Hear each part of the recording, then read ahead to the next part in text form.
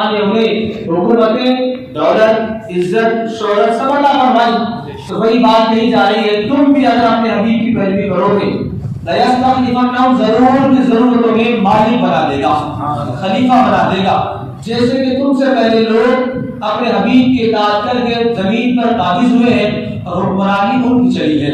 پھر آگے فرماتا ہے وَلَيُمَكِّنَنَّ لَهُمْ دِينَهُمُ الَّذِي ارْتَضَىٰ لَهُمْ، ضرور آسان بات ہے، ضرور تمہارے دین کو تمہارے لیے زمین میں جگہ عطا فرمائے گا، وہ دین جس سے رب راضی ہے، وہ دین جو اپنے حبیب کے ذریعے کائنات کو بھیجا ہے رب نے، اس دین کو اللہ کائنات میں عام کر دے گا، اس میں جگہ عطا فرمائے گا۔ اور اتنا ہی نہیں، انعام اور بھی ہے۔ ایک تو وہی کہ تم تنگ حال سے خوشحال ہو جاؤ گے، پریشانیوں سے نکل کر آسانیوں میں آ جاؤ گے۔ دوسرا، تم اپنے دین کے بارے میں جس حال میں آج ہو، ڈر کر چھپ کر عبادات کرتے ہو، یہ کل نہیں ہوگا، کل دین غالب یہ ہوگا اور تم فخر والے ہوگے کہ ہمارا دین کائنات میں غالب ہے۔ دوسرا وعدہ یہ ہوا۔ تیسرا وعدہ کیا ہوا؟ وَلَيُبَدِّلَنَّهُم مِّن بَعْدِ خَوْفِهِمْ أَمْنًا، کہ اللہ پہلے جو خوف تمہیں ملا اس خوف کے بعد تمہیں امن نصیب فرمائے گا، بے چینیوں کے بعد چین دے گا، بے قراروں کے بعد بے قراری کے بعد قرار نصیب فرمائے گا، اور جو آج تم سمجھتے ہو بے چینی کا عالم وہ کل نہیں رہے گا، نکل جائے گا۔ یہ مشکلات میں آج ہیں، بس تم پیروی کرتے چلے جاؤ، ایک ایک انعام ایک ایک حرف بالکل سچا ہو کر آپ کے ساتھ ہوتا ہوا چلا جائے گا۔ اور لیکن بات یہ ہے، رب تمہیں غلبہ دے گا، حکومت دے گا، تمہیں قابض فرمائے گا، تمہیں آسانی عطا فرمائے گا اور کچھ اور بھی دے گا، لیکن بات کیا رہے گی؟ تمہیں چیزیں ملی کیوں نہیں؟ اس بنیاد پہ ملی ہے کہ تم نے ایمان قبول کیا، اس کے بعد نیک عمل کیا، تو تمہارے ہاتھ میں پوری دولت دنیا کیا ہے؟ وہ جو شعر کا ہوا اقبال کا ہے کہ محمد سے وفا تونے تو ہم تیرے ہیں، کہ محمد سے وفا تونے تو ہم تیرے ہیں، یہ جہاں چیز ہے کیا لوح و قلم تیرے ہیں۔ سرکار کی نسبتوں کی برکتوں سے اللہ نے بہت کچھ دیا، لیکن بات وہی، جس چیز سے آپ کو نعمتیں ملی اس کو سنبھال کے رکھنا، وہ اگر جائے گی، وہ ایک خاتم سلیمانی ہاتھ میں رہے، ساتھ رہے، تو بس تو بادشاہ، بے تاج بادشاہ، وہی آج سے نکال لی جائے نا، پھر آپ کے پاس کچھ بھی نہیں۔ جناب سلیمان جو تھے وہ اللہ کے نبی تھے، اور ان کی حکومت انگوٹھی میں نہیں تھی، وہ خود اللہ کے نبی تھے۔ تو بات یہ ہے کہ اللہ تمہیں جو خوف لائی گے اس خوف کے بعد امن بھی دے گا، لیکن یا اڈو نہیں، کس بات پر؟ تم عبادت میری کرو گے۔ یہ دن لوگ بھول جاتے ہیں، غریبی کے بعد امیری مل جائے تو لوگ اپنے ماضی کی حالت اور عروج کی داستان بھول جاتے ہیں۔ تو فرماتا نہیں، تخت پر بھی آ جاؤ یا اڈو نہیں، تم میری عبادت کرو گے، تمہیں دیا میں نے ہے، مجھے ہی مانو گے رب، لا تشرکون بی شیئا، میرے ساتھ کسی کو شریک نہیں بناؤ گے، عبادت تم وعدے پر قائم رہو، ہم اپنا وعدہ پورا کیجیے، کوئی مسئلہ ہی نہیں۔ ومن کفر بعد ذلک فاولئک هم الفاسقون، اور جو اس کے بعد ناشکری کرے، جب تک محتاج تھا مانگ لیا مولا آسانی دے، مجبور ہو خوشحالی دے، پریشان ہو مولا رزق میں وافر اور خوشحالی عطا فرما، لیکن آنے کے بعد بھول جائے تو فرماتا ہے ومن کفر، جو بندہ ناشکری کرے گا اس کے بعد کہ ہم نے اسے نعمت عطا فرمائیے، تو وہی لوگ حکم سے نکلے ہوئے بے حکم ہیں، یعنی اپنے حد پار کرنے والے ہیں، نافرمانی کرنے والے ہیں۔ یہ باتیں کب کہی جا رہی ہیں؟ صحابہ اکرام کے دور۔ خطاب کس سے ہو رہا ہے؟ صحابہ اکرام سے، ظاہر میں ان سے ہے، لیکن کائنات میں جتنے لوگ آنے والے ہیں حقیقت میں خطاب ان تمام لوگوں سے، سبھی لوگوں سے۔ بات کیا ہوئی تھی؟ صحابہ اکرام جنہوں نے آغاز میں اسلام قبول کیا، جو لوگ مکہ شریف کے اندر اسلام قبول کر چکے، 40 سال میں توجہ میری طرف، لوگ آتے رہیں گے، بس جگہ بناتے چلے جائیں، معاملہ آسان ہو جائے گا۔ تو کہا گیا 40 سال میں سرکار کو نبوت نہیں ملی، غلط فہمی دور کر لیں۔ جیسے جماعت کے لوگ کہتے ہیں کہ نبی 40 سال بعد ہوئے، سب سے بڑی غلطی۔ صحیح بات یہ ہے کہ انہوں نے 40 سال بعد اپنے نبی ہونے کو ظاہر فرمایا، اعلان فرمایا، ورنہ تو آپ نبی اس وقت تھے جب جناب آدم کا ایک ٹکڑا بھی تیار نہیں ہوا تھا، اس وقت آپ اللہ کے نبی ہیں۔ اعلان آپ نے فرمایا 40 سال کے بعد، پھر 40 سے 50 سال تک آپ اور آپ کے صحابہ کرام جن کو قبول کرنے والے غلام بھی ہیں آزاد بھی ہیں، 10 سال تک وہ مکہ شریف میں رہے، لیکن تاریخ بھری ہوئی 10 سال میں مشرکین نے جو ظلم اور زیادتیاں کی ہیں، جو ظلم کے پہاڑ توڑے ہیں، اس کی مثال نہیں ہوئی۔ لیکن اتنا کرنے کے بعد جب پھر اس میں ملا کہ اپنے وطن کو چھوڑیں، کعبہ شریف سے ہجرت کریں، مدینہ شریف پہنچے، صحابہ کرام ایک ایک کرتے نکلتے چلے گئے۔ وہاں جا کر سرکار کی بھی آمد ہوئی صلی اللہ علیہ وسلم، لیکن وہاں پر بھی وہ سکون نہیں ملا جو صحابہ کرام کے ذہن میں تھا۔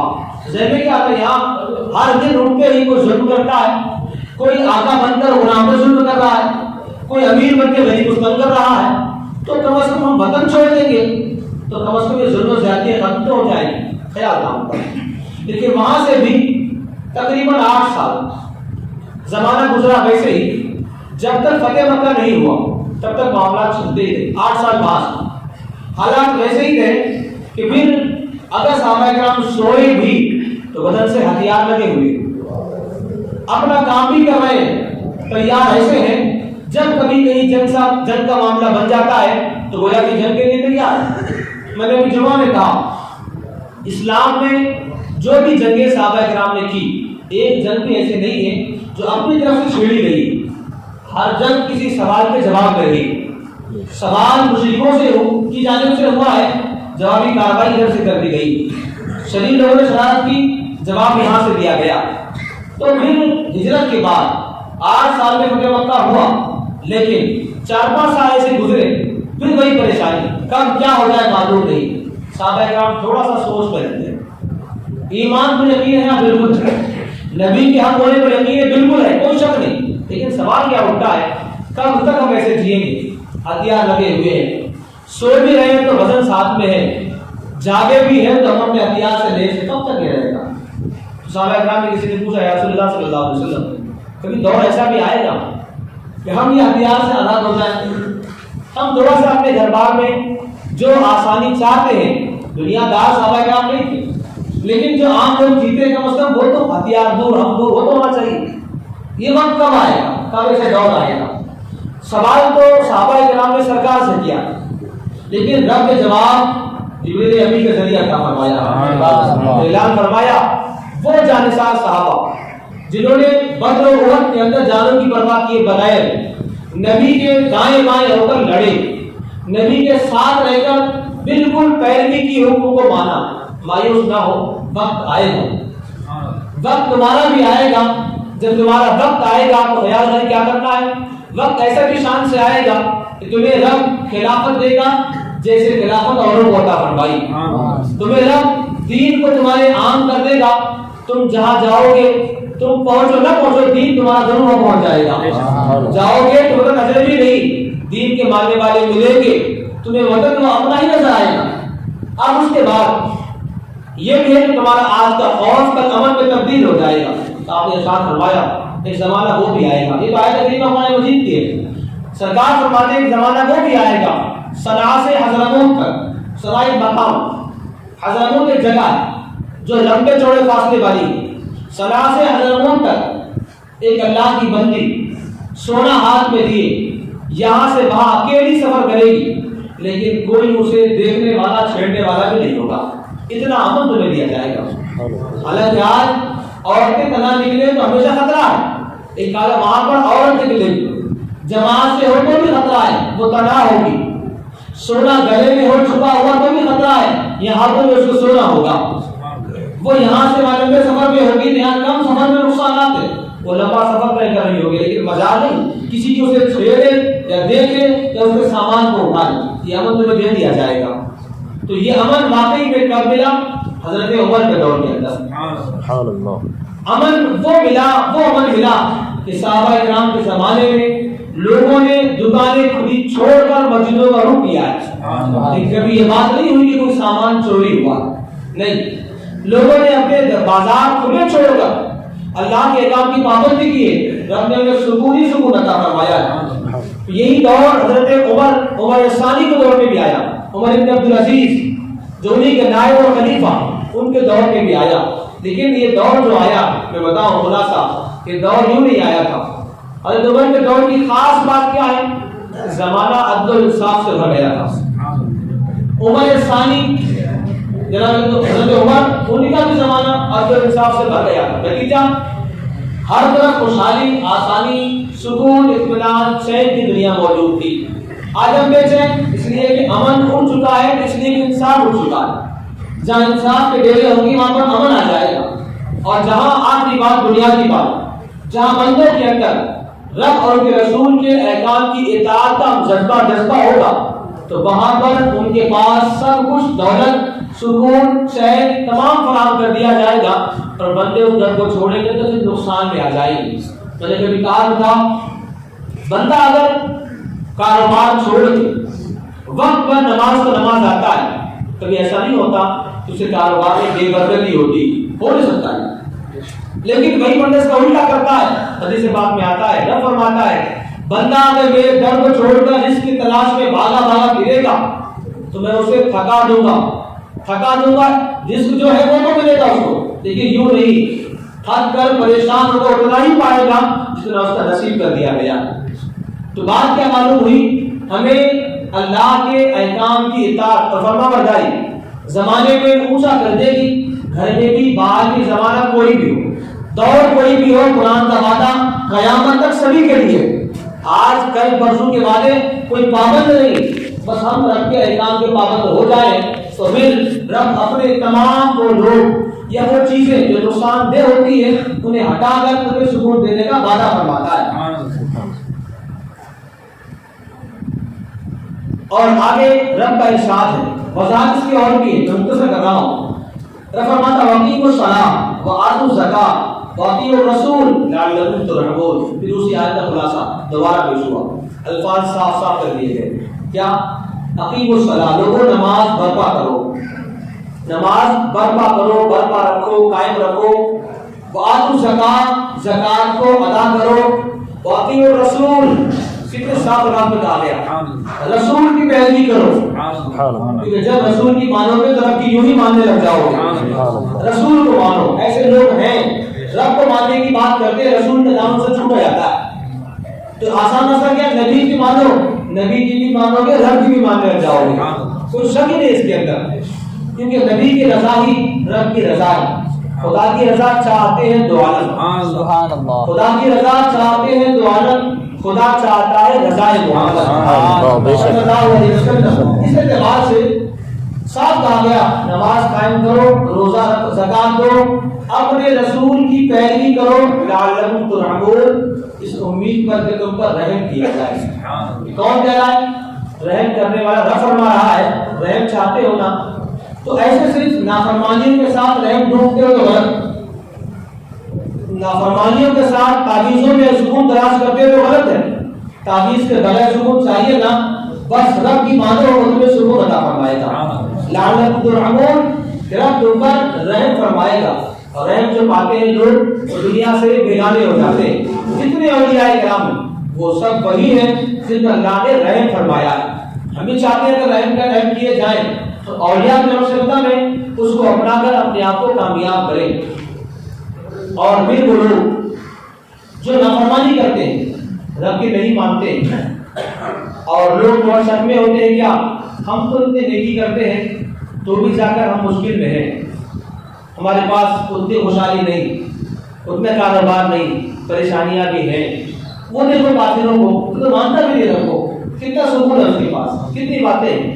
یہ بات میں نے کبھی کہی بھی تھی کہ اگر یہ بات بندہ سوچتا ہے نا تو اس کے لیے اعلان کیا گیا قرآن مجید کے اندر، صرف آپ کی دلجوئی مقصود ہے ایمان والوں کی، ورنہ اللہ کافروں کو اتنا دیتا کہ ان کی سیڑھیاں، چھت، دروازے تمام چاندی کے ہو جاتے ہیں، کیونکہ ان کے لیے جنت دنیا ہی ہے، ایمان والوں کے لیے جنت دوسری ہے، زیورات دوسرے، انعامات دوسرے، رب کی رضا اس کی الگ ہے۔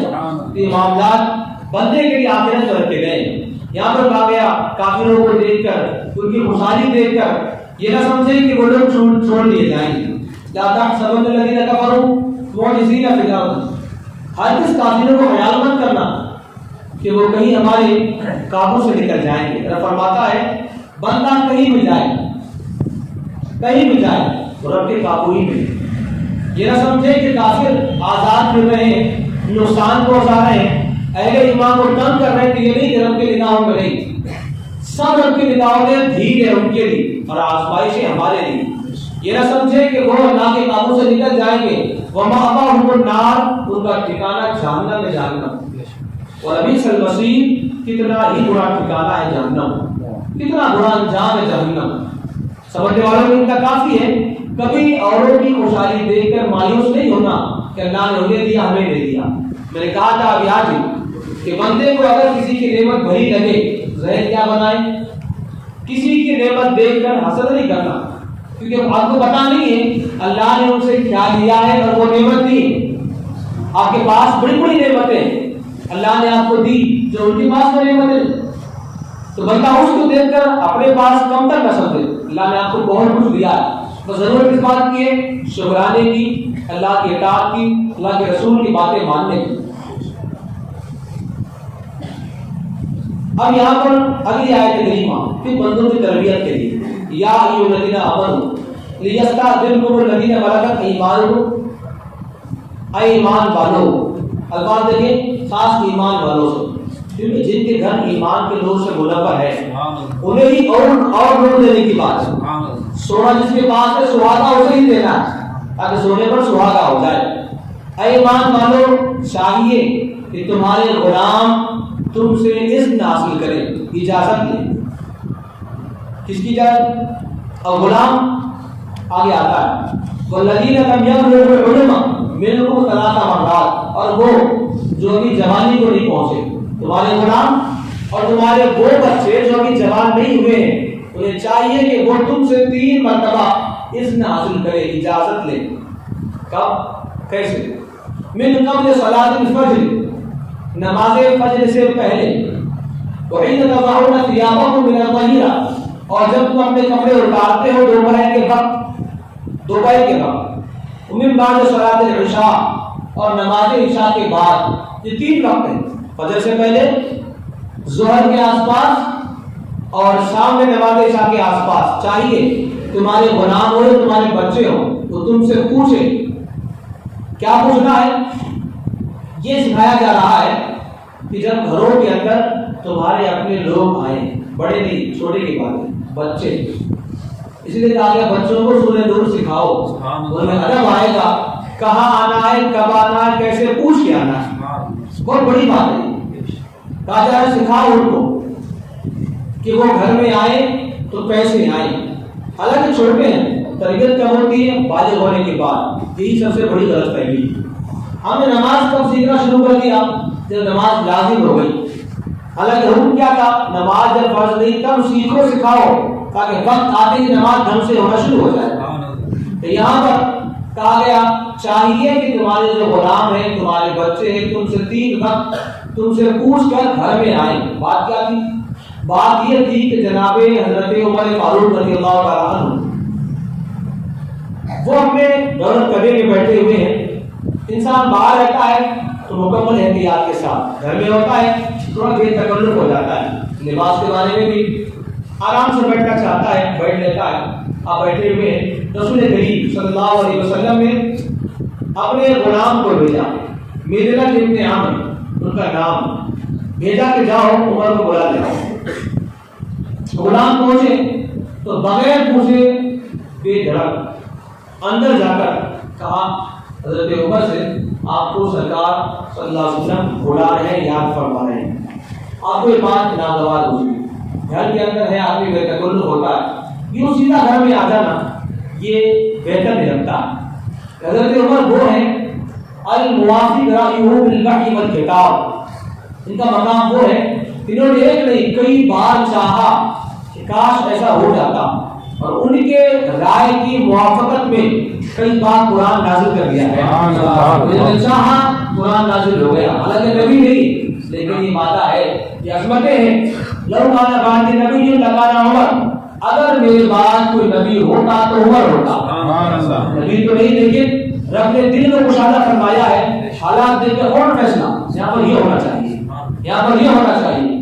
کہا جاتا ہے کسی بات میں آیا بھی صحابہ کرام نے سرکار صلی اللہ علیہ وسلم کا دور کٹا، مومنوں کی مائیں امہات المومنین ہے، اب کون ہے اس پاکیزہ دور میں میلی نگاہ سے کسی خاتون کی طرف دیکھے؟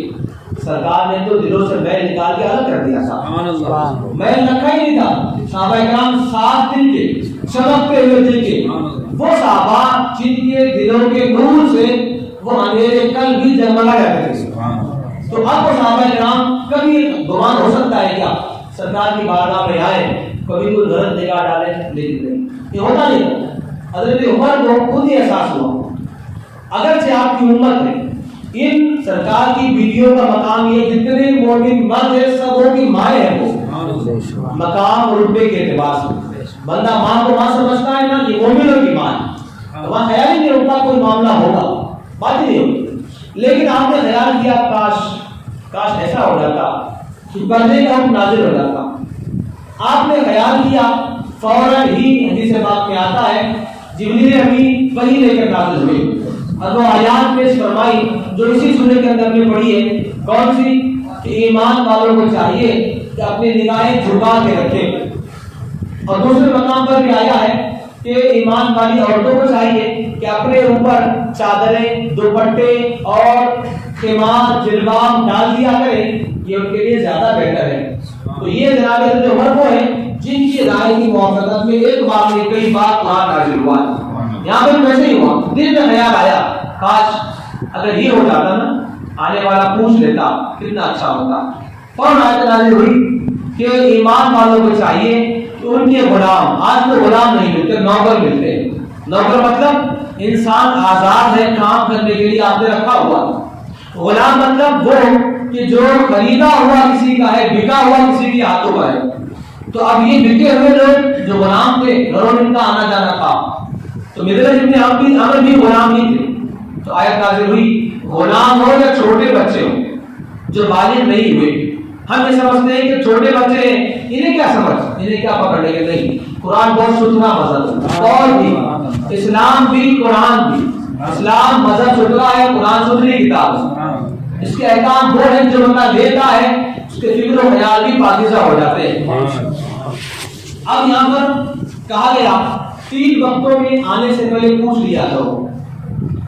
صبح فجر سے پہلے کیوں؟ بندہ آرام کرنا ہوتا ہے، شب خوابی کا لباس ہوتا ہے، مکمل لباس نہیں ہوتا، وہ گھر کے اندر ہوتا ہے۔ ایسے میں بچہ ہو یا غلام اچانک آ جائے تو بے پردگی ہو سکتی ہے، کہا پوچھ کے آؤ، یوں نہ جاؤ۔ دوسرا زور بعد بندہ کھانا کھا کر کچھ دیر آرام کرتا ہے، اسے قیلولہ کہتے ہیں، وہاں پر بندہ لباس اتار کر تیبن وغیرہ پہن کر آرام کرتا ہے، کہا کہ یہاں بھی جب آؤ پوچھ کے آؤ تاکہ آنے والا سمجھ جائے، تم بھی بدنگاہی سے بچو، وہ بھی گناہوں سے بچ جائے۔ پھر کہا گیا رات میں عشاء کے وقت بھی جب آؤ، عشاء کے بعد کا وقت وہ ہوتا ہے کہ لوگ کاروبار ختم کر کے سونے کی طرف جاتے ہیں، وہاں پھر لباس تبدیل ہوتا ہے، پوچھ لیا کرو تاکہ بدنگاہی تمہاری بھی نہ ہو ان کی بھی نہ ہو۔ اتنا باتیں سے مذہب ہے۔ یہ بات کس سے ہو رہی ہے؟ یہ نہیں کہ ہم باہر سے آ رہے ہیں تو ہمیں کہا، گھر کے بچوں کو سکھاؤ یہ باتیں، بچوں کو، کیونکہ جب بچے گھر میں سیکھے رہیں گے تو کبھی ہو ہی نہیں سکتا اجنبی گھر میں بغیر کچھ رک جا سکے۔ گھر سے تربیت ملے گی تو باہر کبھی بے پردگی نہیں ہو سکتی۔ کہا گیا ان 3 اوقات میں سکھاؤ، لیس علیکم ولا علیہم جناح بعدہن، اس کے بعد 3 وقتوں کے بعد نہ تم پر کوئی گناہ ہے نہ ان پر کوئی گناہ ہے، بغیر پوچھے تو آ سکتے ہیں۔ اتنا صاف حکم ہے نا ہمارے لیے۔ ہماری زندگی میں سکون کیسے ہو؟ بے چینی جب ہوتی ہے آپ کے رازوں کو آپ کا قریب والا جانتا ہے، آپ کے راز کوئی قریبی جانے تو بے چینی ہو جاتی ہے۔ اسلام کہتا پہلے تو گھر میں جاؤ تو اندھا بن کے جاؤ، بہرا بن کے نکلو، دیکھ کر بھی دیکھا ہی نہیں، سن کر بھی سنا ہی نہیں، تو گھر میں جا کر امین بن گئے، تمہارے پاس رازوں کی امانت آ گئی، کھولو گے تو راز تمہارے پاس بھی ہے، تمہارے بھی راز کھول دیے جائیں گے۔ اندازہ کریں صاف صاف، اس کے بعد تم پر کوئی گناہ نہیں۔ اگر بچے آتے ہوں یا تم انہیں بلاتے ہو تو کوئی گناہ نہیں ہے۔ طوافون علیکم بعضکم علی بعض، آمد و رفت رکھتے ہیں تمہارے یہاں ایک دوسرے کے پاس. غلاموں کے بچے گھر کا ماحول ہے, آئیں گے جائیں گے ضرور. اس کے بعد ان کے بغیر کچھ آنے میں کوئی حرج نہیں ہے اور کوئی گناہ بھی نہیں ہے. پھر فرماتا ہے کٹا دیتا یبین اللہ لکم الآیات, یوں ہی اللہ ہمارے لیے صاف صاف آیتیں نازل فرماتا ہے, واضح فرماتا ہے. یہ نہیں کہ اشاروں میں ہوا, یہ نہیں کہ بس ایسے کہا گیا, صاف صاف اللہ اپنے بیان فرماتا ہے. اللہ علیم حکیم, اور اللہ علم والا حکمتوں والا ہے. وہ معلوم ہے تمہاری ضرورتیں کیا ہیں, تمہاری بہتری کس کے اندر ہے. کبھی مشکل میں آ جاؤ نا تو رب سے ناراض کبھی نہ ہونا کہ اس نے ہمیں کچھ روکا ہے تو بہتری کے مطابق کچھ دیا ہے تو بہتری کے اعتبار سے.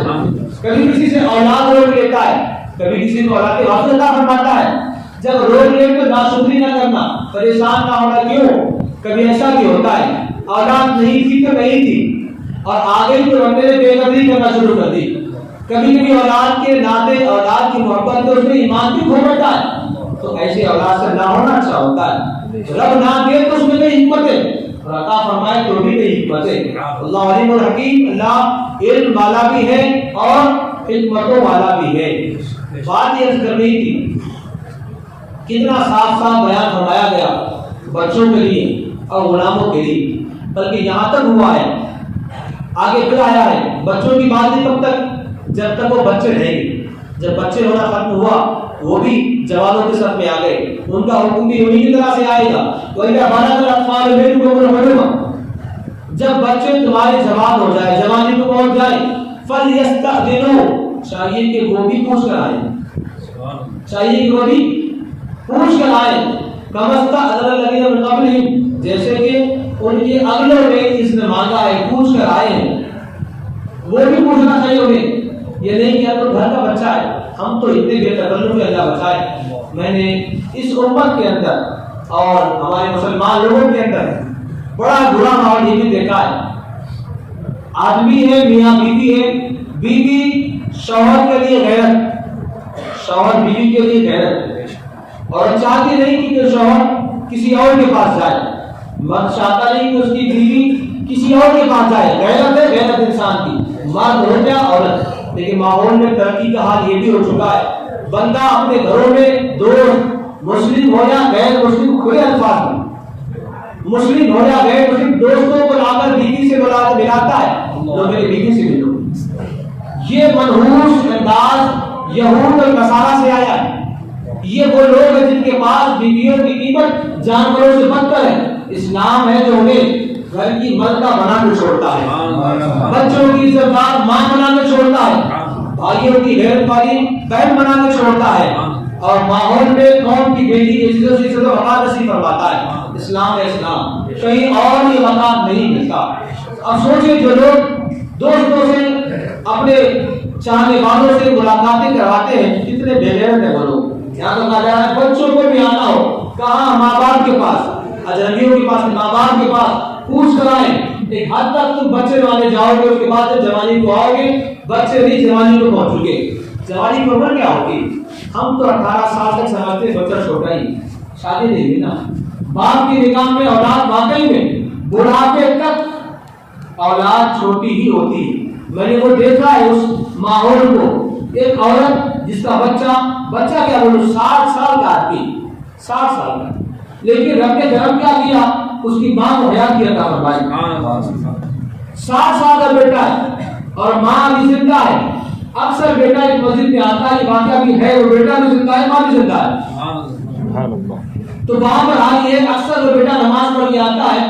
ایک بار وہ نماز پڑھنے آیا, آنے میں دیر ہوئی, تو ماں نے وہاں گھر چھوڑ کر مسجد تک آ کر پوچھا میرا بیٹا آیا تھا کیا, میرا بیٹا آیا تھا کیا. کون سا بیٹا, 60 سال کا.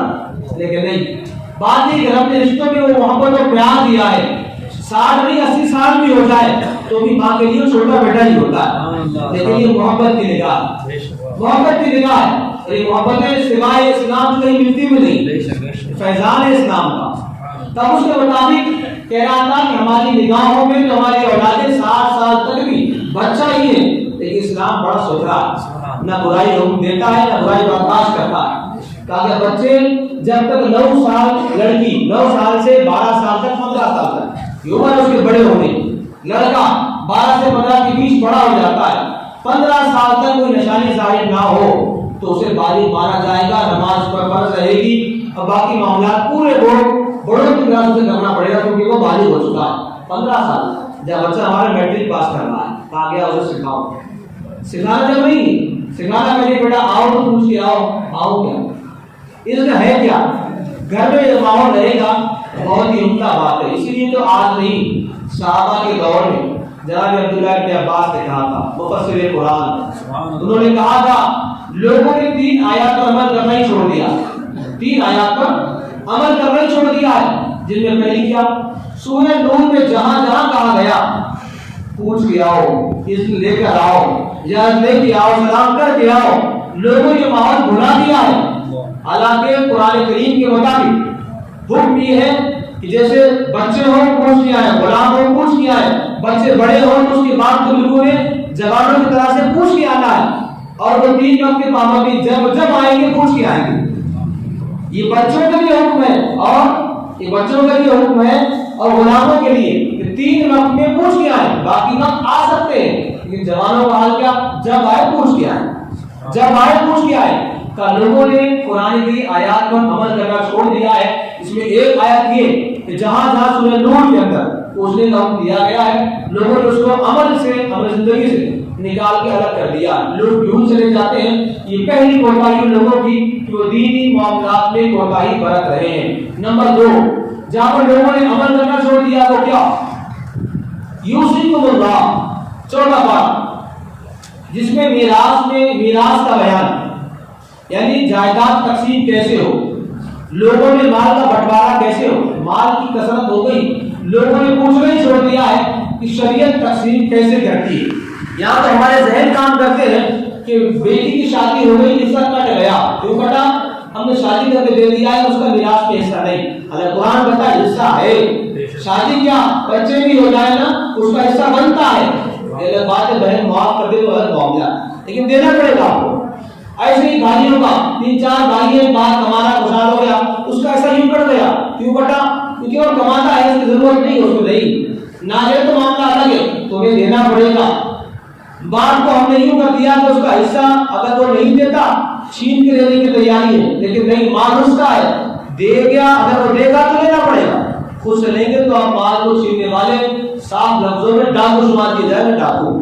لوگ باپ کے خلاف کورٹ میں کیس کرتے ہیں، باپ پراپرٹی ہے کہ پیسہ دیتا نہیں ہم کو، کیا حق بنتا ہے تمہارا باپ کے اوپر، کچھ بھی نہیں، اتنا کم ہے کہ اس کو پیدا کرنے کے بعد پالا سنبھالا نکاح کر دیا، دنیا دیکھنے والی آنکھیں عطا فرمائی، بس ہو گیا، زندگی بس ہوتا ہو نہیں کیا کہ تمہیں سنبھالوں گا، سنبھالا بڑا رب کو تمہارا تمہارے اوپر احسان ہے اس کا۔ یہ کورٹ کے چکر کاٹنا باپ کی ذمہ داری نہیں ہے، کم وقت ہے وہ لوگ جو اپنے باپ کو کورٹ کے راہوں میں کھینچ کر پریشان کر دیتے ہیں۔ تو یہ بات وصیت کے بارے میں کہی گئی، یہ تو حق بنتا ہے، لیکن ابن عباس کہتے نہیں، یہ بات نہیں ہے۔ کہا گیا وَإِذَا حَضَرَ الْقِسْمَةُ أُولُو الْقُرْبَىٰ وَالْيَتَامَىٰ وَالْمَسَاكِينَ، جب تقسیم کے وقت جب مال بانٹ رہے ہو نا تو کبھی کوئی رشتہ دار آ جائے، یتیم آ جائے، مسکین آ جائے، مانا کہ اس مال میں اس کا حصہ نہیں بنتا، باہر کا مسکین ہے وہ، محتاج ہے وہ، یا گھر کا ہے خاندان لیکن اس کا حصہ نہیں بنتا، پھر بھی کہا گیا انہیں کچھ نہ کچھ دو، کچھ نہ کچھ دو، نے کسے، جو آپ کے تعلق بنی خاندان میں آیا نا، وقت میں مال بڑھ رہا ہے نا، کچھ تو اسے دو کہ تمہارے لیے مستحب رہے گا۔ ابن عباس کہتے ہیں لوگوں نے اس پر بھی عمل کرنا چھوڑ دیا ہے، اب لوگ پوچھتے نہیں، حق والوں کے حق مانتے ہیں تو یہ ناحق والوں کو تھوڑا بات دینا دل جگرے کی بات ہوتی ہے، ایسا نہیں ہوتا ہے۔ تیسری بات جس پر لوگوں نے عمل چھوڑ دیا ہے وہ کیا، قرآن کریم فرماتا ہے ان اکرمکم عند اللہ اتقاکم، تم میں معزز، مکرم، باعزت اور بلند رتبہ والا کون، اللہ کی بارگاہ میں جو زیادہ پرہیزگار ہو، جو زیادہ تقوی والا ہو، وہ زیادہ عزیز ہے، زیادہ عزت دار ہے، وہی درجے والا، بلندی والا ہے۔ تو آپ فرماتے ابن عباس خود کہتے ہیں آج ماحول بدل چکا ہے، اتقاکم کہا گیا، اکرمکم عند اللہ اتقاکم، کہہ رہے ہیں آج وہ حال نہیں، آج بیٹا، تو آج معیار یہ بنا ہے جس کا گھر بڑا اور انسان بڑا، یہ بات میری نہیں، جناب عبداللہ ابن عباس کی بات ہے۔ صحابی رسول فرماتے ہیں آج حال کیا بنا ہوا ہے، جس کا گھر بڑا وہ انسان بڑا، جس کی دولت بڑی وہ انسان بڑی، وہ انسان بڑا۔ تو یہ بات آج کھلی آنکھوں سے دیکھ سکتے ہیں۔ دینی احکام بندہ کتنا بھی اچھے انداز میں بیان کرے، وہ تو اللہ کی توفیق کے دیے ہوئے دل ہے جو قبول کر لیتے ہیں۔ کئی لوگ ایسے ہیں جو دینی بات ہے لیکن ایک اگر عالم بول رہا ہے خوشحال نہیں ہے تو لوگ اس کی بات کو چھوڑ دیتے ہیں۔ وہی اگر اس کے درجے دار بھی بولتا ہے، ڈاکٹر کو ڈاکٹر، جو انجینئر بنتا ہے تو مان لیتے ہیں کہ اپنی جماعت کا آدمی ہے۔ یہ بات کیوں ہو گئی؟ اسی لیے کہ آپ نے پیسوں سے عزتوں کو سمجھنا شروع کر دیا۔ حالانکہ عزت کس کی ہوتی ہے؟ للہ عزت ولرسولہ وللمؤمنین، عزت تو اللہ کے لیے، اللہ کے رسول کے لیے، مومنوں کے لیے ہے۔ عزت دولت میں نہیں ہوتی۔ اگر دولت میں عزت ہوتی تو اللہ کافروں کو بالکل ہی عطا نہیں فرماتا، لیکن بات یہ نہیں۔ آپ فرماتے تین یہ احکام ہوئے جہاں پر لوگوں نے عمل کرنا چھوڑ دیا ہے، حالانکہ انہیں عمل کرنے کی ضرورت ہے۔ پھر آگے اور صاف حکم آتا ہے والقواعد من النساء اللاتي لا يرجون نکاحا فليس عليهن جناح ان يضعن ثيابهن غیر متبرجات بزینہ۔ اور وہ بوڑھی عورتیں جو گھر میں بیٹھی ہوئی ہیں، جو نکاح کی آرزو نہیں رکھتی، یعنی عمر ان کی ہو چکی اور اب ایسی ہو چکی ہے کہ عمر اگر نہیں بھی ہوئی تو چہرے پہ خوبصورتی ختم ہو چکی۔ جس خوبصورتی کے لیے بندہ نکاح کرتا ہے اور مذہب دین دھرم کچھ بھی نہیں دیکھتا، وہ ایک وقت کے بعد فنا ہو جاتی ہے نا، رہتی تو وہ بھی نہیں، ایک وقت ان کا بھی فنا ہونے کا آتا ہے۔ تو کہا گیا وہ عورتیں جو گھروں میں بیٹھی ہوئی ہیں، وہ کہیں زینت کے لیے جاتی بھی نہیں ہے، نکاح کی آرزو بھی نہیں ہے، لوگ اسے دیکھیں تو پسند بھی نہ کریں، ایسی عورتیں فلیس علیہن جناح، ان پر کوئی گناہ نہیں اس بات میں کہ وہ اپنے کپڑے اوپر والے کپڑے اتار دیں، جب بھی اپنے سنگار کو نہ چمکائیں۔ مانا کیا ہوا؟ آج ہمارے پاس لباس کیا ہے؟ کرتا پاجامہ، عورتوں کے لیے اوڑھنی، مردوں کے لیے ٹوپی یا اسکارف، عورتوں کے لیے یہ لباس اس کا گھر کا ہوا۔ گھر سے باہر کے لیے برقع بھی ہوتا ہے۔ پہلے چادریں ہوا کرتی تھی کہ پورا ڈھانپ کر گھر سے باہر نکلے تاکہ باہر جائے۔ حدیث پاک میں آتا ہے شیطان اس عورت کی طرف جو گھر سے باہر نکلتی ہے بے ضرورت جھانک جھانک کر گرتا۔ اس کے دو معنی میں نے کبھی بیان کیے تھے۔ تو شیطان خود دیکھتا ہے، دوسرا وہ انسان جو جھانکتا ہے وہ شیطان ہوتا ہے۔ اب سوچیں یہاں پر کہا گیا جو اوپر لباس احتیاط کے لیے پہن لیتی عورتیں کہ اور بھی پردہ رہے۔ اب اگر عورتیں اس درجے میں پہنچی ہیں کہ آپ کو عمر دراز ہو گئی، ان کا حسن بھی فنا ہو چکا، گھر کے اندر بیٹھی ہوئی ہے، نکاح کی چاہت بھی نہیں ہے، اس درجے میں ہے، تو انہیں اتنی گنجائش ہے کہ اوپر کے لباس ہٹا دے، کیونکہ یہ تھا پڑھنے کے لیے۔ اب وہ اس عمر کے اس حصے میں پہنچی ہوئی ہے، اب اتنا اس کا چلنے والا ہے، چل سکتا ہے۔ اللہ نے جب بندوں کے لیے سخت احکام عطا فرمائے اس میں بھی حکمتیں، جب آسانی عطا فرمائی تو بھی حکمتیں، تو بندے کو کسی حکم کو مشکل نہیں لینا چاہیے۔ جو حکم ہے آسان ہے، بس ہمارا ذہن بننا چاہیے کہ ہاں یہ ہم کر سکتے ہیں اور ہو جاتا ہے۔ لیکن پھر ان کے لیے بھی ایک انعام کیا؟ وَيَسْتَعْفِفْنَ خَيْرٌ لَهُنَّ، اگر وہ بھی باوجود کی گنجائش ہے نکال سکتی ہے اوپر کے لباس، چادریں ہٹا سکتی ہے، لیکن ان کے لیے بھی بہتر ہے وَيَسْتَعْفِفْنَ، اگر وہ ان سے بھی بچیں، اتارنے سے رکے اور ویسے اوڑھ کے رہے، خیر لہن، یہ ان کے لیے بہت ہی بہتر ہے۔ اگر سے لازم نہیں لیکن بہت بہتر ہے۔ ہم کیا کرتے ہیں؟ نمازوں میں فرائض پر عمل کرتے ہیں، بہت دعا واجبات پر اور رہا سنتوں پر، نوافل چھوڑ دیتے ہیں یا پڑھتے ہیں تو بس کبھی ہاں کبھی نہ۔ لیکن کہا گیا بندہ جتنا اس پر حکم لازم ہے اس کے علاوہ جو چیزیں ہیں اس کر لیتا ہے تو فائدہ کیا ہوتا ہے؟ فائدہ یہ ہوتا ہے کہ وہ اس کے تقویٰ دار پرہیزگاری میں اضافہ ترقی ہو جاتی ہے۔ واللہ سمیع علیم، اور اللہ سنتا جانتا ہے۔ کتنے صاف احکام ہیں۔ اور دیکھیں یہ پورے حالات کی وضاحت ہے اس دور کی اور جو ہمیں آج بہت کچھ سکھاتی ہے۔ لیس علی الاعمى حرج، کبھی ایسا ہوا کہ صحابہ کرام جب جنگوں میں جاتے تو جو اندھا ہے، لنگڑا ہے اور جو مریض ہے ان کے لیے جنگوں میں نہ جانے کی گنجائش ہے، چونکہ وہ معذور ہے، ان کا شمار معذوروں میں ہوتا ہے۔ اب وہ اگر جنگ میں نہ جائیں تو کوئی حرج کی بات نہیں ہے۔ صحابہ کرام وہ فراغ دل انسان تھے۔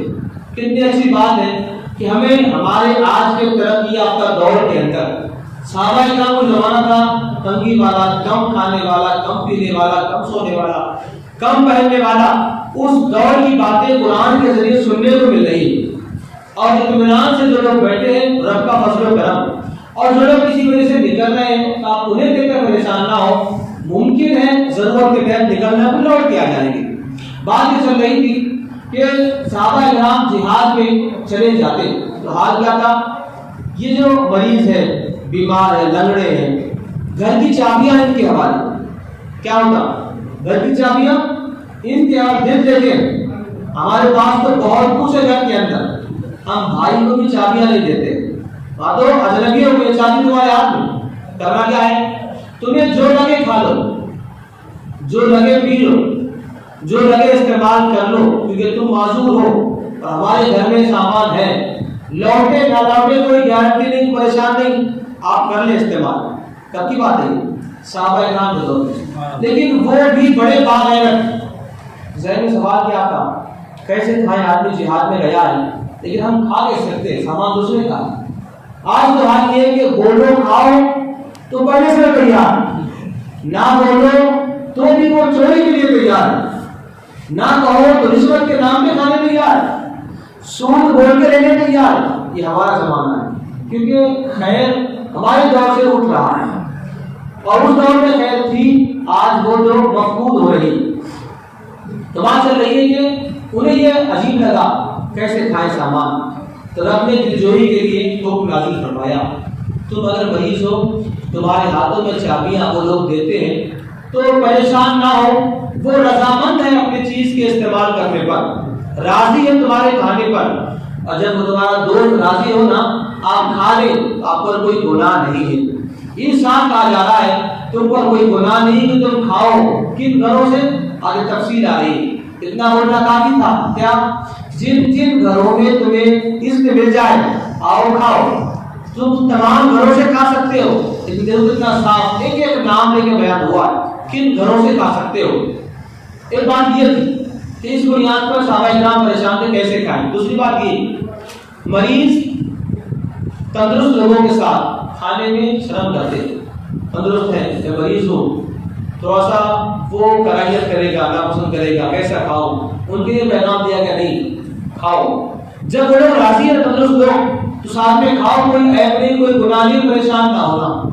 تیسری بات یہ بھی، ان کا حال یہ بھی تھا کہ صحابہ کرام کے پاس یہی معذور محتاج کے پاس جب کوئی مہمان آ جاتا تو یہ لوگ ایسے مہمان کے انتظار میں صبح سے شام کرتے تھے۔ ایسے لوگ بھی تھے کہ گھر میں آیا ایک دو مہمان، لیکن ان کی ضیافت اور انعام کے لیے، ان کی کھلانے کے لیے مکمل اونٹ جمع کر دیا، حالانکہ سواری ہے اس کی جمع کیوں کیا، صرف میرا مہمان آیا۔ یہ تعظیم و تقریب ہمارے ماحول سے اٹھ رہی ہے، کہتے ہیں کم وقت ہے، بد نصیب ہے، کم نصیب وہ انسان جس کے گھر میں مہمان آئے اس کی تعظیم و تقریب نہ کرے، کرنا چاہیے۔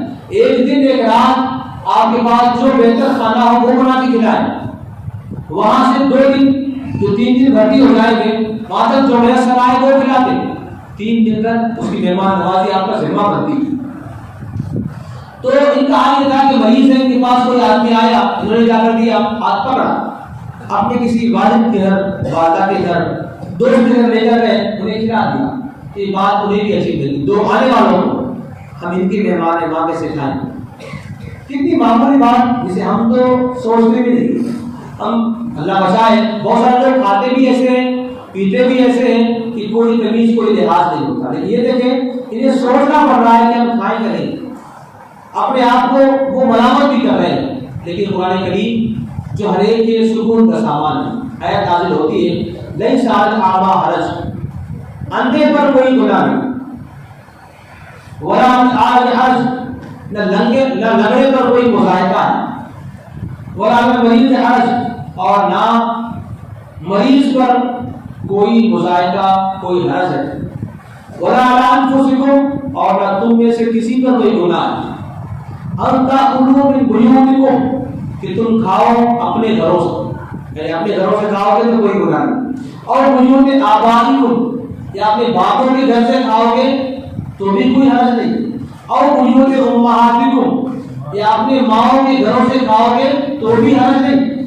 اور بیوت اخوانکم، اپنے بھائیوں کے مکانات سے کھاؤ گے کھا سکتے ہو، اور بیوت اخواتکم، بہنوں کے گھروں سے کھا سکتے ہو، اور بیوت اعمامکم، چچاؤں کے پاس سے کھا سکتے ہو، اور بیوت عماتکم، پھوپھیوں کے پاس سے بھی کھا سکتے ہو، اور بیوت اخوالکم، ماموں کے پاس سے بھی کھا سکتے ہو، اور بیوت خالاتکم، خالاؤں کے پاس سے بھی کھا سکتے ہو، اور ما ملکتم مفاتیحہ، یا وہ جنہوں نے اپنی چابیاں تمہارے ہاتھوں میں دی ہے ان کے پاس سے بھی کھا سکتے ہو، اور شریککم، دوستوں کے گھروں سے بھی کھا سکتے ہو، کوئی حرج نہیں۔ اتنا صاف نام لے لے کر تم کھا سکتے ہو، کوئی ان کا کہنا آسان تھا، جہاں جہاں تمہیں کھانے کا آ جائے کھاؤ، لیکن نہیں، رب نے صاف صاف آیت نازل فرمائی ہے، یہ بھی ہے، یہ بھی ہے، یہ بھی ہے، یہاں سے بھی کھا سکتے ہو۔ اتنا بڑا احسان اس نے عطا فرمایا۔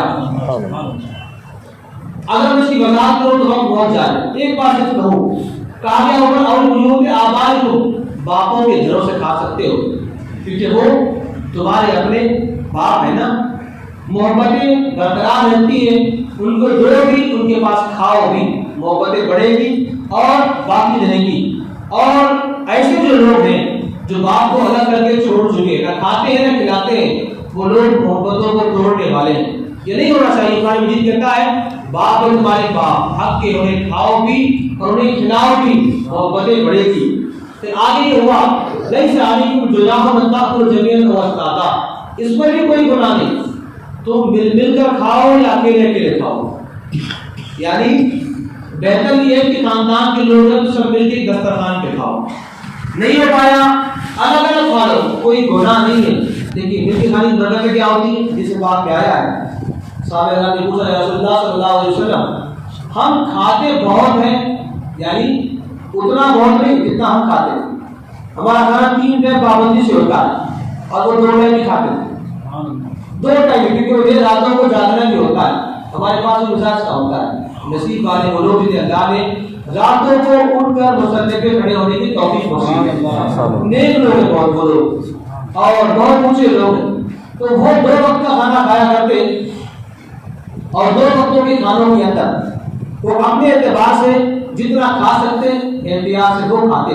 لیکن سوال ہوا یا رسول اللہ صلی اللہ علیہ وسلم بات کیا ہے کہ ہم کھانا کھاتے لیکن سیراب نہیں ہوتے، کھا کر بھی کھایا معلوم نہیں ہوتا، کیا بات ہے؟ جواب دیا تم کھانا کھاتے کیسا ہو؟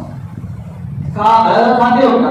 کہا ہم الگ الگ کھاتے ہیں۔ کہا مل کر کھاؤ تو تمہارے شکم سہنے کی جو معاملات ہیں وہ بھی پورے ہوں گے، برکتیں بھی نازل کر دی جائیں گی۔ جس گھر کے اندر لوگ ایک ساتھ مل کے بیٹھ کے کھاتے ہیں وہ لوگ کبھی بھی برکتوں کو ساتھ لے کر کھاتے ہیں، اور یہ ہونا چاہیے۔ اور کسی وجہ سے نہ بھی ہو کم از کم ہفتے میں، مہینے میں جو اپنے دوست و احباب رشتے دار بکھرے ہوئے انہیں بلایا کرو، ساتھ میں کھلایا کرو، تو برکتیں مانگنے کی ضرورت نہیں، خود گھر چل کے برکتیں آیا کریں گی۔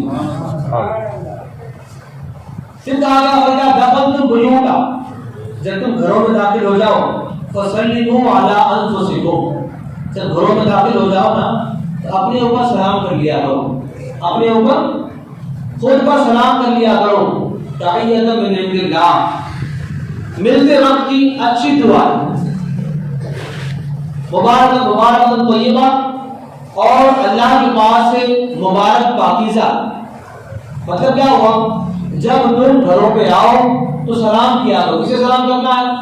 اگر گھر میں کوئی ہے تو آپ کا اپنا ہے، اس لیے کہا کہ آپ گھروں میں جاؤ تو اپنے اوپر سلام کرو، کیونکہ وہ سامنے والا کو کرایا نہیں، آپ کا اپنا ہے۔ دوسرا، اجنبی گھر ہے تو بھی جا کے سلام کرو، کیونکہ وہ کلمہ پڑھتا ہے نا، پرایا وہ بھی نہیں، وہ بھی آپ کا اپنا ہے۔ رشتہ تعلق اسلام کا موجود ہے۔ اتنا نہیں، اگر تم گھر میں جا کوئی نہ بھی ہو تو بھی سلام کیا کرو، کیونکہ اللہ کی طرف سے ہر خالی گھر کے اندر مومن اپنے نبی کی روح کو پاتا ہے، سلام کرے گا تو وہ جواب ضرور عطا فرمائیں گے۔ تو یہ خالی گھروں میں اپنے نبی کے روح کی موجودگی کا احساس ہو جاتی ہے کہ بندہ سلام کرے اپنے اوپر، اپنے حبیب کے اوپر۔ میں نے کبھی کہا بھی تھا کہ یہ عمل اتنا قیمتی برکت کے لیے آزمودہ ہے، میرے اپنے عمل میں ہے۔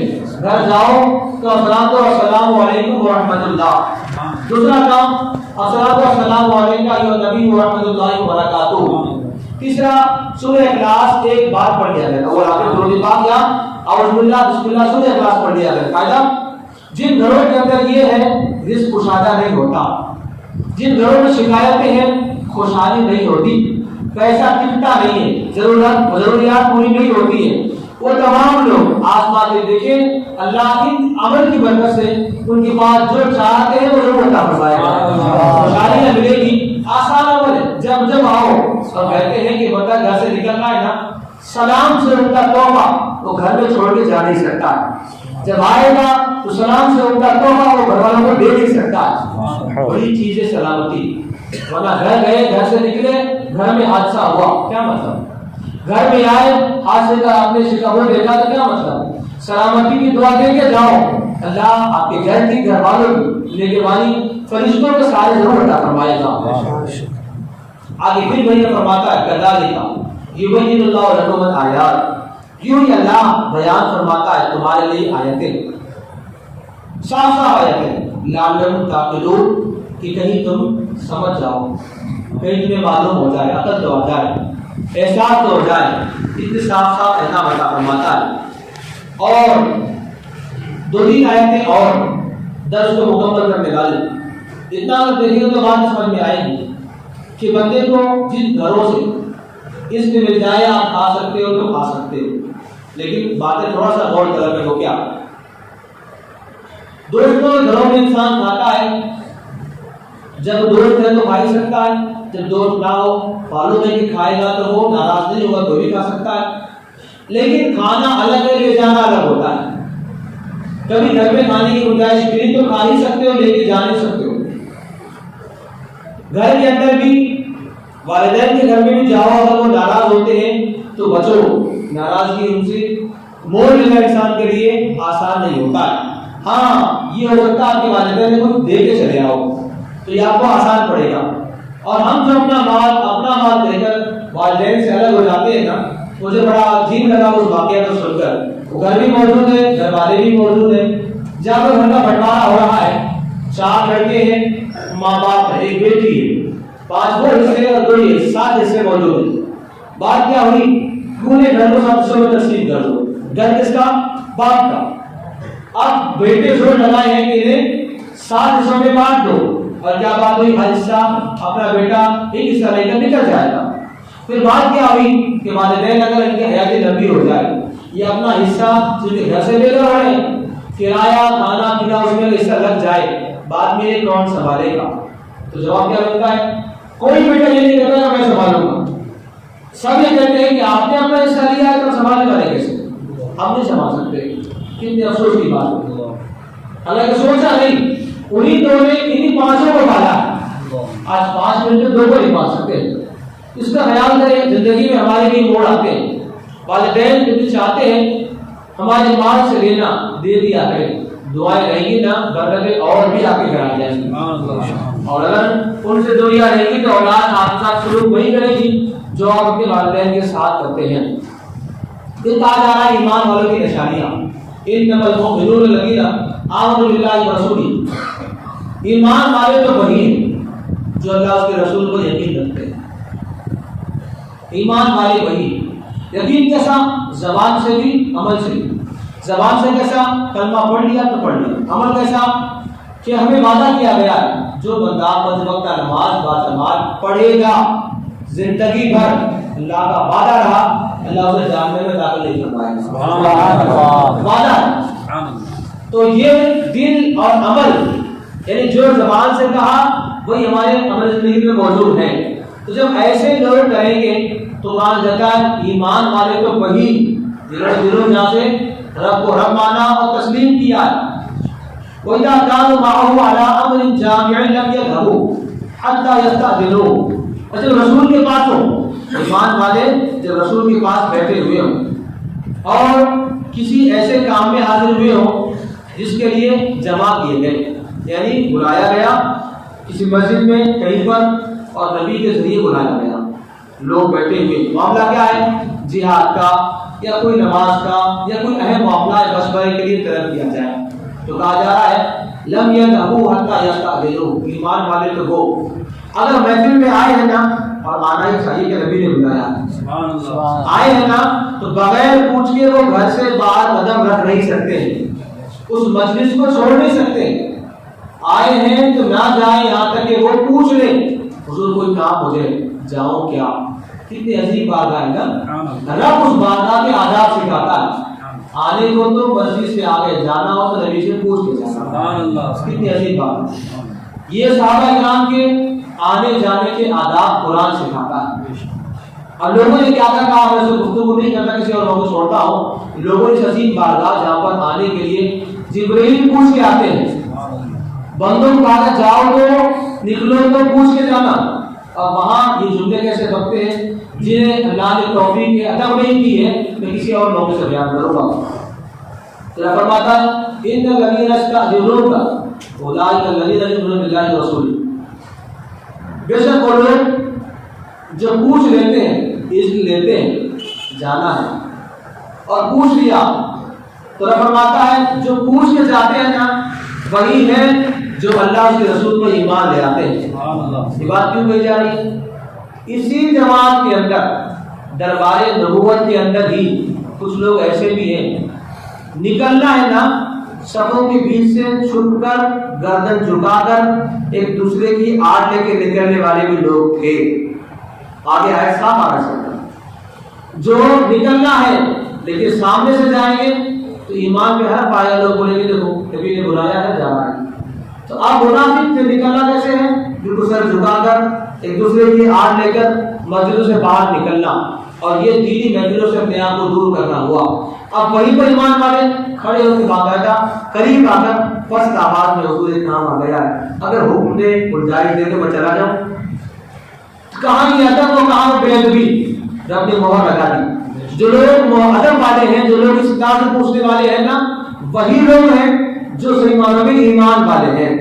اللہ نے ان کی ایمان کی گواہی دی ہے. فَإِذَا اسْتَأْذَنُوكَ لِبَعْضِ شَأْنِهِمْ فَأْذَن لِمَنْ شِئْتَ مِنْهُمْ.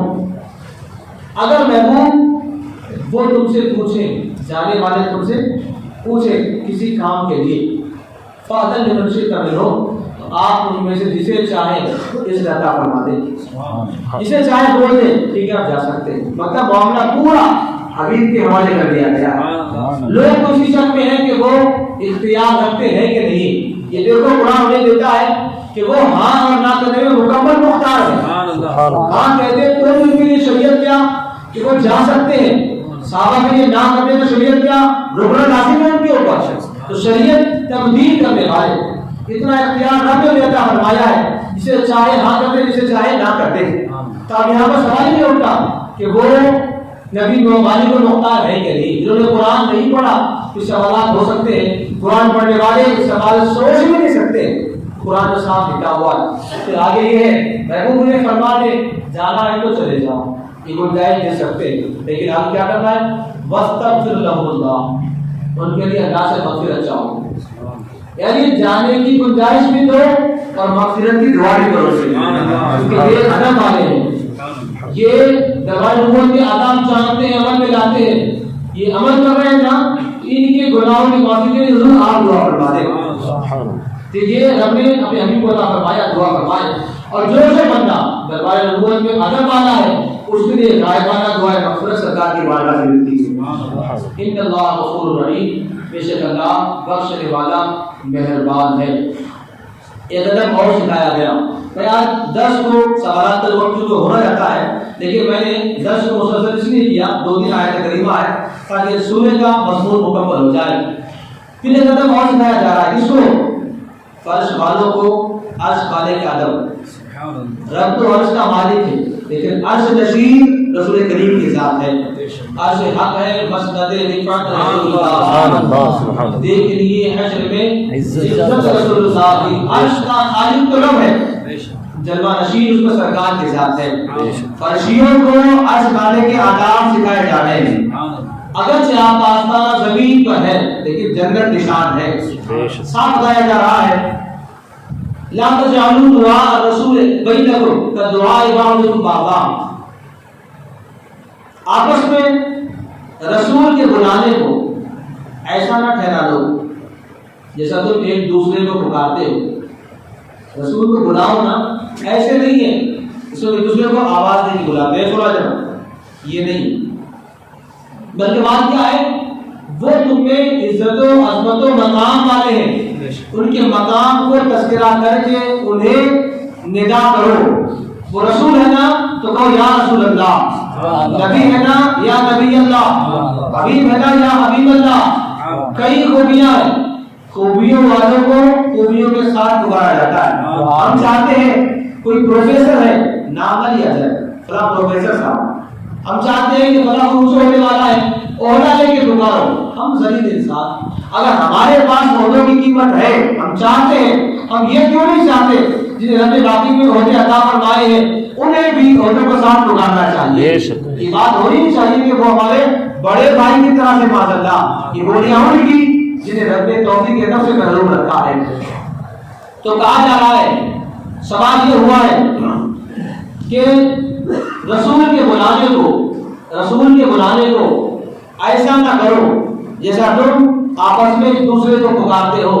احترام کرو، ادب کرو، ادب کے سارے بہت کچھ دے دیا جائے گا. اب دین و کل ادب، دین سارا کا سارا ادب ہے، وہی پورا ادب ہے. بے ادبوں کے لیے دین ہے ہی نہیں، نہ اس میں دین کا اندر کوئی حصہ بنتا ہے. اللہ ہمیں موت تک اپنے حبیب کی بات ہمیں باادب ہی رکھے، گستاخیوں سے محفوظ و محفوظ فرمائے. آگے رب وہ جو منافقین تھے نا ان کا حال بیان کرتا ہے. قد یعلم اللہ الذین یتصدون منکم لواذا، اللہ جانتا ہے جو تم میں سے چھپ کے نکل جاتے ہیں کسی چیز کی آڑ لے کر. کتنا صاف ہوگا. لوگ سمجھتے ہیں ہم چھپ رہے ہیں، چھپ گئے ہیں. کہتے ہیں نا وہ سندر بول سوچتا ہے کہ میں نے گردن ریت میں چھپا دی تو میں چھپ گیا، لیکن سوچتا نہیں کہ گردن نہیں چھپی ہے اس کی، جھڑ پر اس کا باہر ہوتا ہے. منافقین نے خیال کیا کیا، ہم نے سر جھکا دیا تو چھپ گئے. قرآن کے راز قرآن پورے فاش کر دیتا ہے. نکلتے کیسا ہے، آتے کیسا ہے، سینوں میں کیا ہے، زبانوں پر کیا ہے. تو آج اللہ کا کرم ہے اپنے حبیب کے خلاف والوں میں بھی اللہ نے عیب چھپا کے رکھے ہیں، موقع دیا ہے. ورنہ پہلے حال کیا تھا کہ لوگوں نے سرکار کی باتیں بے ادبی کر دی، 10 عیب تو ولی کی شمار کرائے گئے کہ یہ ایسا ہے ایسا ہے. نبی کی ذات میں بھوکتا ہے نا، اس کی اصل کیا ہے، زنا کا بچہ ہے، گناہ گار ہے، اور وہ چغل خور ہے، برائی کرنے والا ہے، برائی سے روکنے والا ہے. ایسے کئی عیب قرآن نے کھول کے رکھ دیے. لیکن آج نہیں کھلے ہیں، نہیں کھولے جا رہے ہیں. رب کا کرم، رب موقع عطا فرما رہا ہے. شاید بڑا خوب کہا ہے، حاضروں ناظروں غیب و بشر و نور کو چھوڑ. حاضروں ناظروں غیب و بشر و نور کو چھوڑ. یہ بحث مت کر کے نبی حاضر و ناظر ہے کہ نہیں، یہ مت کر کے بشر ہے کہ نور ہے، غیب جانتے ہیں کہ نہیں. یہ بھی کیا کم ہے تیرے عیبوں کو چھپائے ہوئے ہیں. تو برائی کرتا ہے نا، پھر سرکار کرم کر رہے ہیں، سنبھل جا. اگر رہتے وقت نہیں سنبھلا تو پھر قیامت میں یہ سنبھلنا کام نہیں آئے گا. تو رب نے راز کھول دیے ہیں. اللہ جانتا ہے ان کو جو چپ کے کسی کی آڑ لے کر نکلتے ہیں، اور ساتھ پھر دبے الفاظ میں انہیں نصیحت بھی کرتی، صافی کا نام لے کر اشارہ کیا. پھر بھی فَلْيَحْذَرِ الَّذِينَ يُخَالِفُونَ عَنْ أَمْرِهِ أَن تُصِيبَهُمْ فِتْنَةٌ أَوْ يُصِيبَهُمْ عَذَابٌ أَلِيمٌ. تو جو لوگ اللہ کے رسول کے حکم کے خلاف کرتے ہیں، نبی نے بلایا ہے بیٹھنے کے لیے، یہ نکل جاتے ہیں. جو لوگ مخالفت کرتے ہیں انہیں ڈرنا چاہیے اس بات سے کہ انہیں کوئی فتنہ پہنچے یا پھر ان پر کوئی دردناک عذاب آ جائے. خاموشی میں آنکھیں بند کر کے اگر بلی دودھ پیتی ہے تو لوگ سمجھتے ہیں کہ میں چھپ گئی نگاہوں سے، لیکن دیکھنے والے سے دیکھتے ہی رہتے ہیں. یہ تو دنیا کی مثال ہے. رب جس نے کائنات بنائی اس سے کیا چھپا ہوا ہے. اگر نبی کی بارگاہ میں لوگ بے ادبیات کریں اللہ خوب جانتا ہے. جب رب نے اپنے جلال کو ظاہر فرمایا مسجدوں سے کتنے ہی لوگوں کو نام پناہ باہر کر دیا گیا, وہ جلال کا اثر تھا. آج جو لوگ بچے ہیں وہ جمال کا اثر ہے, جھیل ہے, موقع ہے, اور نبی کے وجود کا اثر ہے کہ گناہگار ڈھیل دیے جا رہے ہیں. ورنہ حالت ایسی تھی اتنے گناہوں کے بعد معافی اور ڈھیل کوئی سوال نہیں بیٹھا ہوتا. سرکار کا کرم ہے کہ ان کے وجود کی برکتوں سے ہمیں رب بہت کچھ عطا فرما رہا ہے. اب رب فرماتا ہے الا ان للہ ما فی السماوات و الارض, سنو بے شک اللہ ہی کے لیے جو کچھ زمینوں و آسمانوں میں سب اللہ کے لیے. یہ آیت کا بلکہ ہمارے سورہ نور کا آخری حصہ چل رہا ہے. پورا سنایا گیا آپ کو, یوں کرو, اس لو, گناہوں سے بچو, بہتان سے باندھو, یہ کرو, وہ سب بتایا گیا. اب بجارہ سنو, جو بھی زمین و آسمان میں ہے وہ اللہ ہی کا ہے. قد یعلم ما انتم علیہ, بے شک وہ جانتا ہے جس حال میں تم ہو. تمہاری تنہائی, تمہاری خلوت, تمہاری جلوت, اطاعت, نافرمانی, ناشکری, شکر گزاری, جو حال تمہارا ہے. قد یعلم ما انتم علیہ, وہ قد یعلم ما انتم علیہ, تم جس حال میں بھی ہو اللہ خوب جانتا ہے. اور جانتا ہے تو کیا ہوگا, وَيَوْمَ يُرْجَعُونَ إِلَيْهِ فَيُنَبِّئُهُم بِمَا عَمِلُوا, جس دن لوٹو گے نا اس کی بارگاہ میں, جس دن لوٹو گے اللہ کی بارگاہ میں, فَيُنَبِّئُهُم, تو تمہیں ضرور خبر دے گا, بِمَا عَمِلُوا, جو ان لوگوں نے کیا ہے نا اس کی خبر انہیں دے دی جائے گی. آج اگر نوشتہ لکھا ہوا نامۂ اعمال نگاہوں کے سامنے نہیں تو نہ ہو, کل جب آؤ گے تو اللہ تمہارے تمام کیے کا تمہارے سامنے پورا پورا حساب رکھ کے چھوڑے گا. فَيُنَبِّئُهُم بِمَا عَمِلُوا, تم جو کرتے ہو اس کی پوری خبر دے گا. اللہ بكل شيء علیم, اور اللہ سب کچھ جانتا ہے, سب کچھ اس کے علم کے اندر موجود ہے. آپ اس بات بڑی عمدہ کہی گئی ہے, وہ کیا, اللہ جانتا ہے کہ ہماری غفلت, ہمارے رب سے غافل ہونا, ہم جو رب سے لاپرواہ ہوئے ہیں, ہمارے لاپرواہ ہونے سے رب لاپرواہ نہیں, کیونکہ وہ لاپرواہی سے متصف نہیں.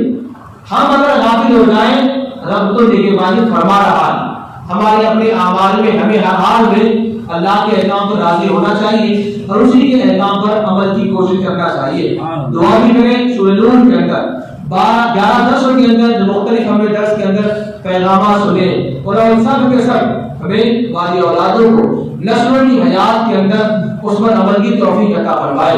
اور مولا کریم سورہ نور کی صورتوں کے سارے ہمارے تمام لوگ جتنے ہیں سبھی کی آنکھوں میں, سینوں میں روحانی نور نصیب فرمائے. جب امید ہے ان کی قبروں میں نور کی بساط نصیب فرمائے. استغفر اللہ تعالی ربی من کل ذنب واتوب الیہ.